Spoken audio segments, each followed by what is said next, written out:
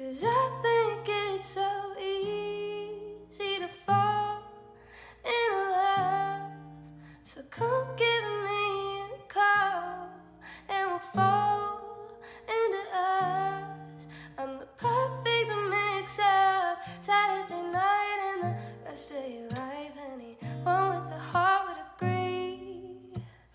It's so easy. Liquefy your butter. Perfect. 1 cup of brown sugar.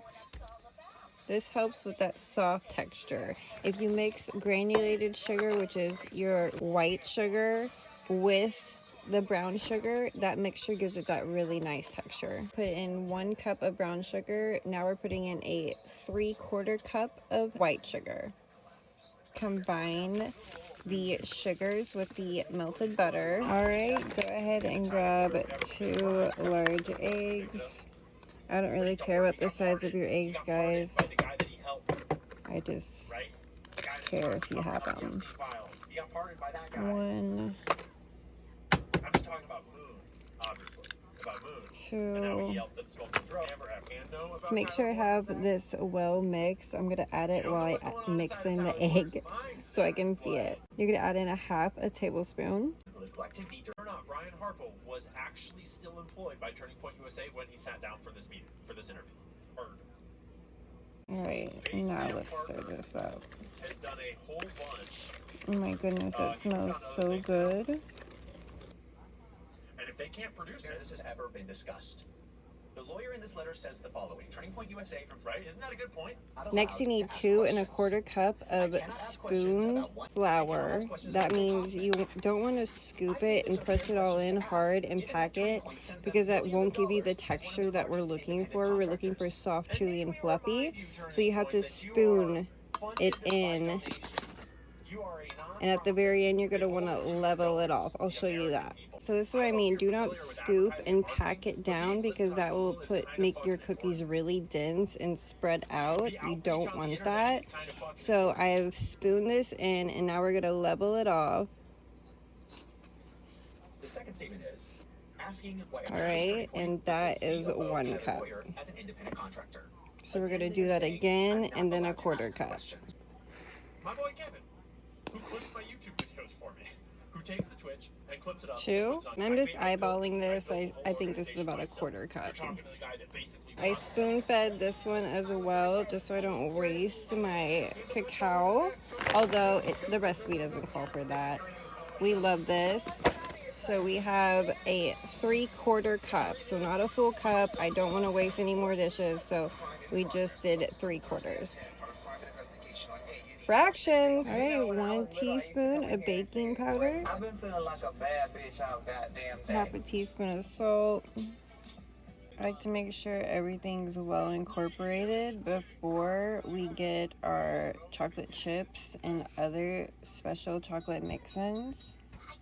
I have my chocolate chilling in the fridge so that it's easier to cut.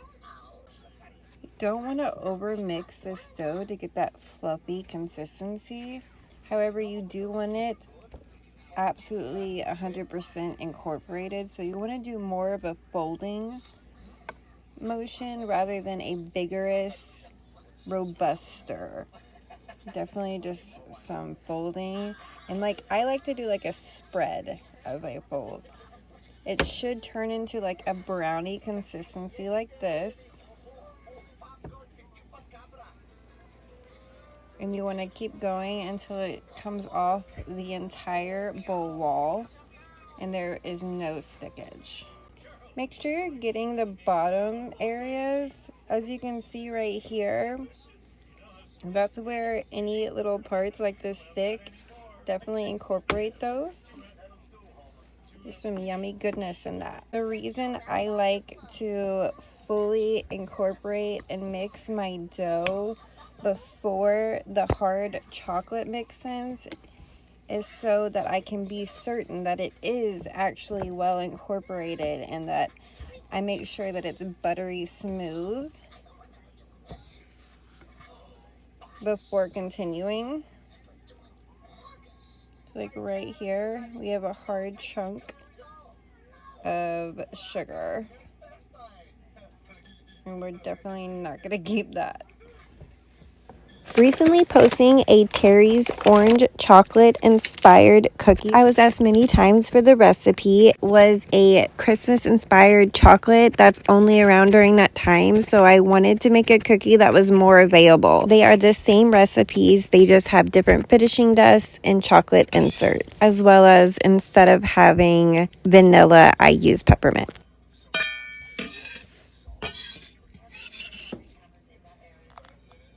And a cup of chocolate chips, just the regular ones.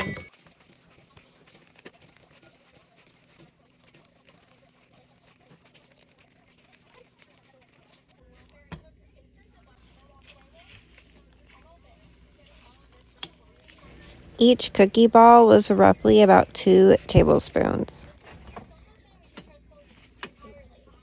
What's up, son? There's no chilling necessary in this recipe. You mix it and bake it. On these cookies, I rolled them in the finishing sugar like a snickerdoodle kind of, and then on the other ones, the chocolate orange ones. I filled all of those with chocolate, which is what I'm about to do here. Very obvious to me that these sorts of people that have been harmed in their childhood or a part of this gang, and I personally like to fill and pack the chocolate on top of my cookies, but that's a personal preference. The key now is to bake on low for about 8 to 11 minutes, and by low I mean 320 degrees Fahrenheit. Make sure they're spaced 2 inches apart, and you want to pull them from the oven while they still look doughy. They will continue to cook on the pan until they are cooled, and you want to remove them so they can finish cooling on a rack. Follow for more.